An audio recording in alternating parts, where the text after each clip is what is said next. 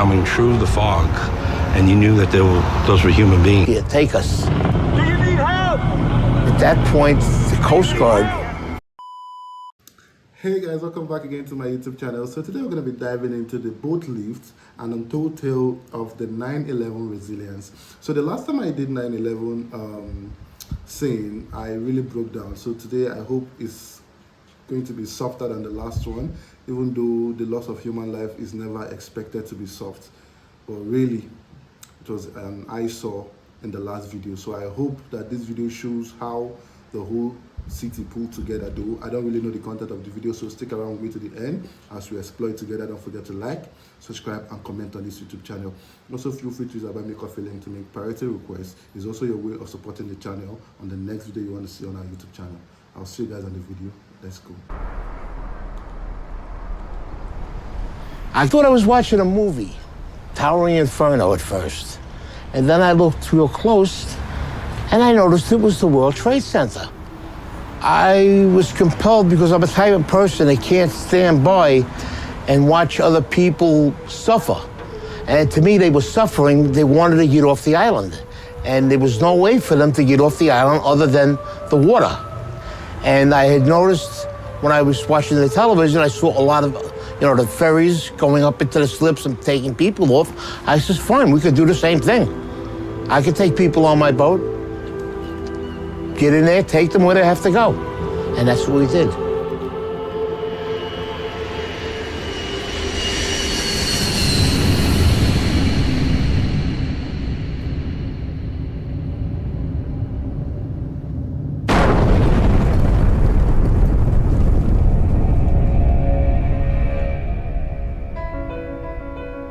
On the morning of September 11th, when the towers came down, millions of people ran for safety. Hundreds of thousands of them ran south to the water's edge. That's when they realized that Manhattan is indeed an island.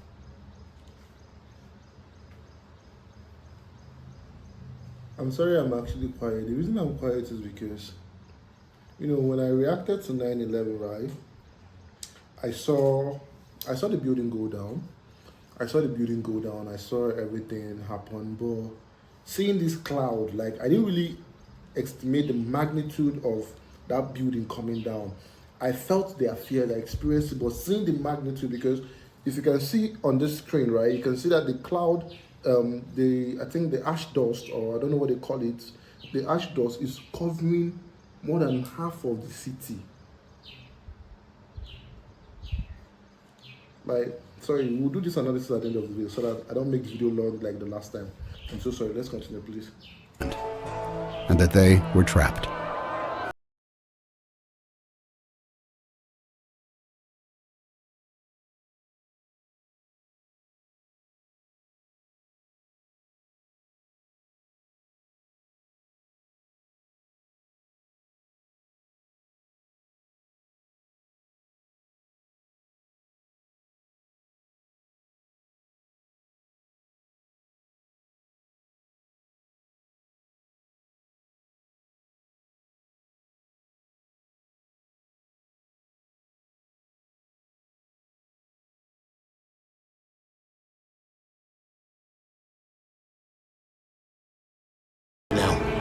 Even if I save one person or I rescue one person, that's one person less that will suffer and die.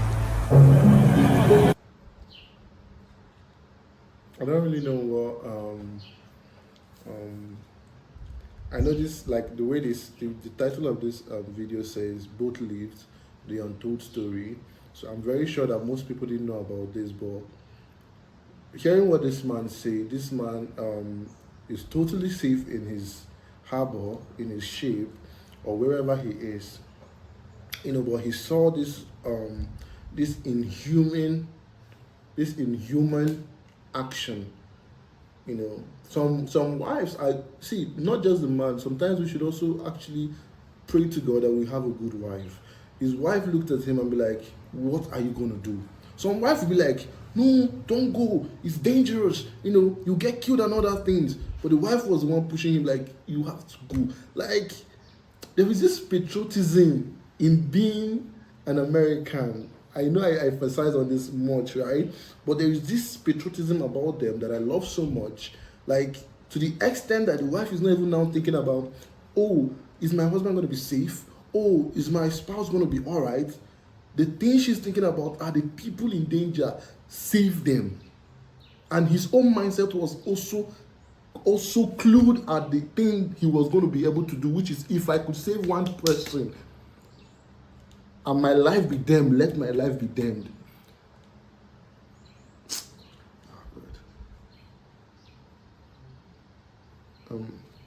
I'm speechless, honestly. I'm so sorry. Like I said, I will not make this video long. I'm sorry. Let's continue, please.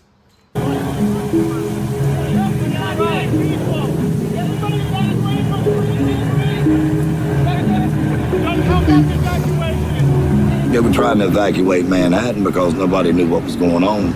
You know, you didn't know if something else was going to happen. It was just, a madness on one side and wanting to help people on the other side. They were just streaming out of the buildings. And the first mode of transportation they saw was a ferry boat. That's when they knew, this is how I'm getting out of here. So they didn't even care where the boat was going. There wasn't panic in New York in the beginning, just volume. It wasn't until the first building fell that there was panic.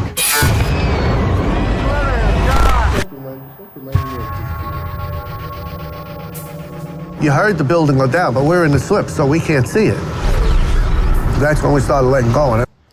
I'm so sorry I reacted that way, but I feel like this day is a day I just want to find a way to kind of like find a place in my memory and just put it inside, because this is a day that the world experienced, or the American people experienced, the worst nightmare anyone could ever experience. For me, I feel like I can't just take it, because I don't want to just break down again on this place. So I don't know if they're going to show more scenes about this, because every time I see it, I still remember that day. I was not there, but I still remember the first time I watched it, and it makes me feel so sad. So I'm really sorry if I reacted wrongly. Maybe you felt like I said, please, they should remove this. I'm not saying that because I can't see this again. I don't know how people are still like people that live this nightmare, how they were able to sleep for months. You know that till today, I'm going to be frank with you guys, since the last time I posted 9/11, I will not lie to you guys, I have really had nightmares. Like, for real, I've had nightmares, and I wake up in the middle of the night, I'm like, so people actually went through these kind of things. Like, and they are still, like, that's why I said in the end of the video, please, if you can find someone to talk about. I know if something happened a long time ago, but I know, I was not there. So imagine people that were there, what they felt, the helplessness they feel.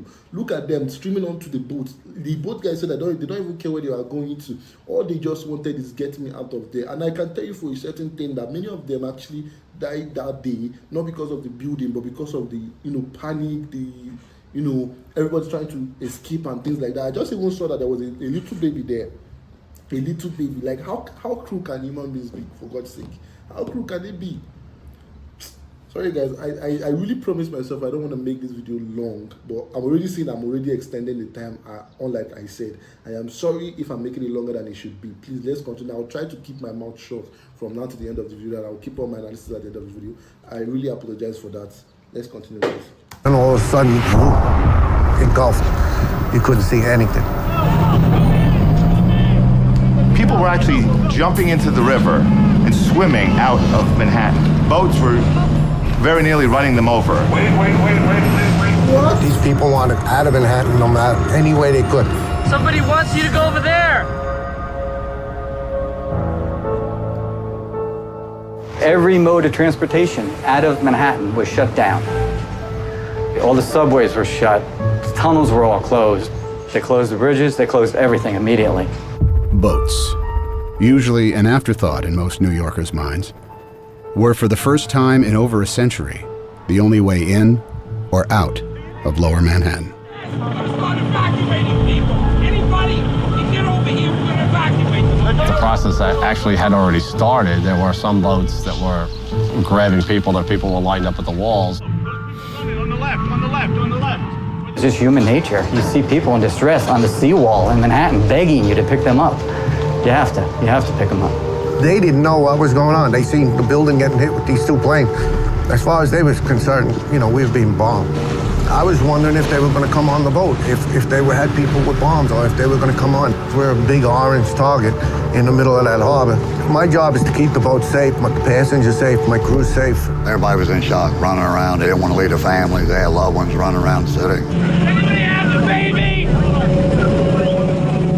Nobody has it! There was one guy ran from the apron and jumped onto the boat. He grabbed onto the metal, climbed up right next to the pilot. So I'm going out there to say something. He slides down to the next deck. So the deckhands get him and go, what are you doing? He goes, I'm jumping for my life. So, you couldn't argue with him there.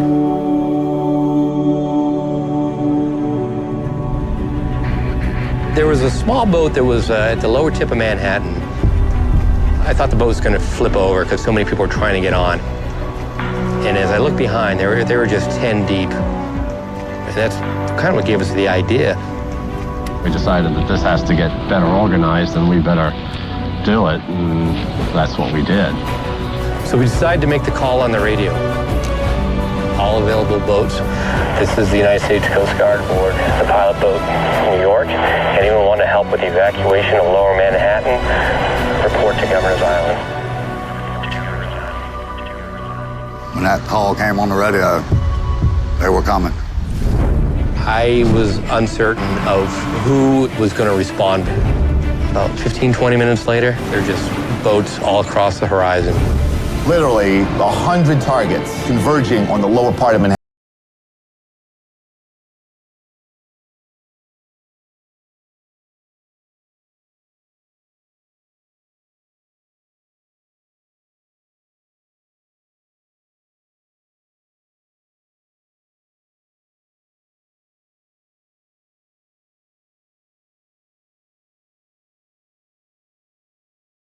I'm so happy, like, I don't know why I'm like tearing up right now, because I'm so happy, like, the fact that when they put out that call, they were not really expecting anyone, and, people just start coming, like, in hundreds, like, honestly, guys, you guys faced your worst, and you faced it together, like, there is no nightmare worse than this, but I'm actually surprised that people were still driving to that place, knowing that at any moment or any second, another attack could actually happen, yet they were driving in hundreds. They didn't say like 2 people came or 3 people came, they drove in hundreds. For me, this is kind of like the best of humanity that I've actually seen in any kind, because I reacted to the Star Spangled Banner. Some people were like saying something about the story not being true and everything. So I'm saying it's true, but it's not the amount they mentioned that actually died on that day. But then look at this, regardless, even if it is 10 people, 5 people, 2 people, or 3 people, all of them rushed to the flag. Now, this is not the flag. These are human beings. And I love the way they all jumped into that danger, jumped into that sea. The man said here is, if as long as the thing can float, they were all coming. They were all coming. This is humanity at its own best. Now, if you ask me again and you still ask me again, I will still tell you, the American people or the US citizens or any American citizens, I can tell you for a certain that this is now the second confirmation I'm getting that in the midst of danger, they are willing to dive in to save their fellow man. Prove me wrong if you have any contradiction to this, what I just said. They are always there. Sorry for the pause. I don't know. I promised myself. Sorry. I'm so sorry. Let's continue, please. Worked on the water for 28 years. I've never seen that many boats come together at one time that fast. One radio call and it just came together just that fast.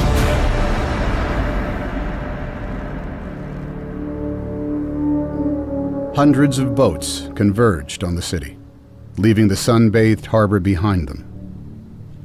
Dead ahead, the unknown. Exactly, the unknown. That was something I won't forget. It was just low, dark, acrid, black smoke. It's like there was a big chimney in Manhattan. When we pulled into Pier 11, the dust was unbelievable. And then out of nowhere, you just kept on seeing people coming. They looked like zombies coming through the fog, and you knew that those were human beings. Don't leave us. Please don't leave us here. Take us. Do you need help? Do you need help? At that point, the Coast Guard said, not how many people are you allowed, how many people can you fit? Come on, guys. Anybody coming? Get your ass over here now. Now. Come on. Boats started hanging, literally would take a bed sheet off a bunk and then a can of spray paint and paint their destination on.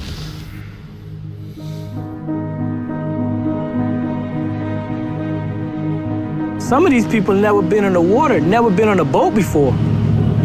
Housewives, workers that do windows. We had executives. And the thing that was the best, everyone helped everyone. I want you to hold my hand. Come on board. Get inside. One at a time. Get inside. I saw 4 businessmen lifting up an old woman with a seeing eye dog, a German Shepherd, and they lifted her up like a surfboard and passed her over the handrails. When we would carry a load of people over, and there was somebody standing there that seen their husband or wife, you know, that made us feel even better, you know. Well, at least we got 2 back together, you know. Just keep on going, you know. The guy that works at the ferry, he's a welder. His son was on my boat. He actually came up.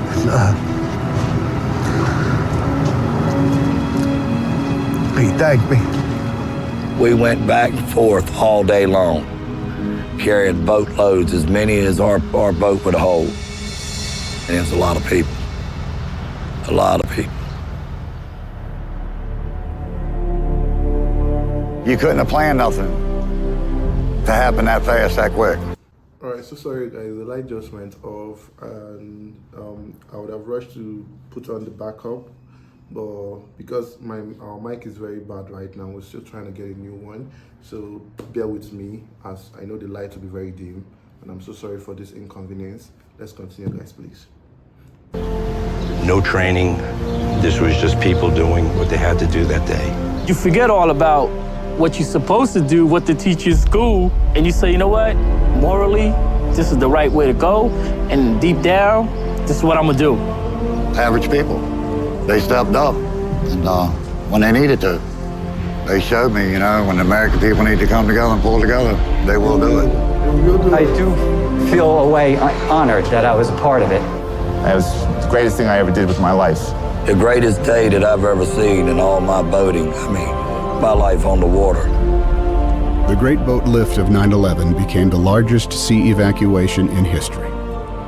Larger than the evacuation of Dunkirk in World War II, where 339,000 British and French soldiers were rescued over the course of 9 days.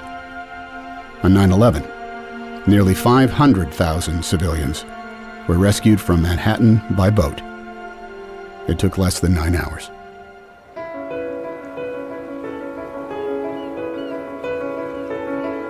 I believe somebody has a little hero in them. You gotta look in, and it's in there. It'll come out, if need to be. I have one theory in life. I never want to say the word I should have. If I do it and I fail, I tried. If I do it and I succeed, better for me. And I tell my children the same thing. Never go through life saying you should.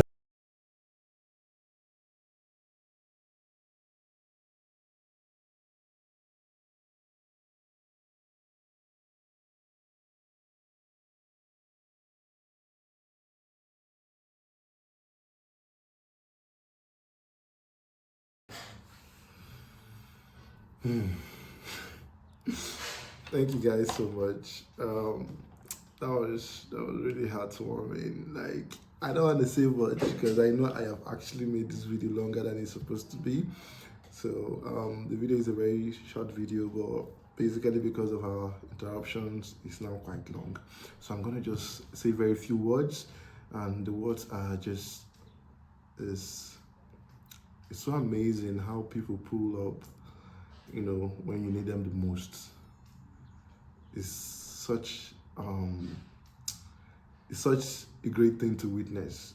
I'm so happy, like, even though in the face of this disaster, I think this is one of the few things I've seen after this disaster that gave me joy. And I'm really sorry if I did, kind of like broke down again. I really promised myself I don't want to do that. And basically because I've actually seen the 9/11, like I said, till today, I still get dreams about it. You know, talk more of people that actually witnessed it. So please, I don't know if you guys are still having terrors or nightmares about that. You know, try to talk to someone, it's very important. And I want to say to every single boatman or every single civilian, or what do they call these people again? These firefighters, yes. So every single firefighter, civilian, and captains, they call those boat people captains, right? That assisted that day. I'm really grateful. And I know I'm speaking on behalf of so many people that they are grateful. The Valley family is grateful for your efforts and for what you guys did that day. Like, words cannot describe how grateful we are. Words cannot actually describe how thankful we are that most of you risked your life not knowing if there was going to be another attack, and you guys jumped there. If you guys watch the video very well, you will see where they talked about people jumping into the waters, and most of them were, you know, hit by boats and everything. So you would really understand the severity of what I am actually talking about. Okay, our light just came back on. So sorry for that previous inconvenience. So you really understand what I was talking about. So I really, my heartfelt gratitude goes out to every single one of them. You guys are heroes of the day, and you guys are still heroes of today, regardless of wherever you are. I feel like they should give those people medal of what they used to give soldiers when the Medal of Honor, I think so, yeah. So I think they should receive it because they did save a lot of lives. So it's not just only to soldiers it should be given to. If civilians do something of this magnitude or even something of this nature, they should also receive a Medal of Honor. This is just my opinion. I don't know if anybody will come after me for saying that, or if the government will be annoyed for me to say that, but please, those civilians deserve the recognition the nation can give to them. Not small, big recognition. Thank you guys for sticking around to this part of this video. I'm sorry I made it so long. Don't forget to like, subscribe, and comment on this YouTube channel. Also, feel free to use our buy me coffee link to make priority requests on the next video like on our YouTube channel. I'll see you guys on my next update. For now, remain blessed and bye.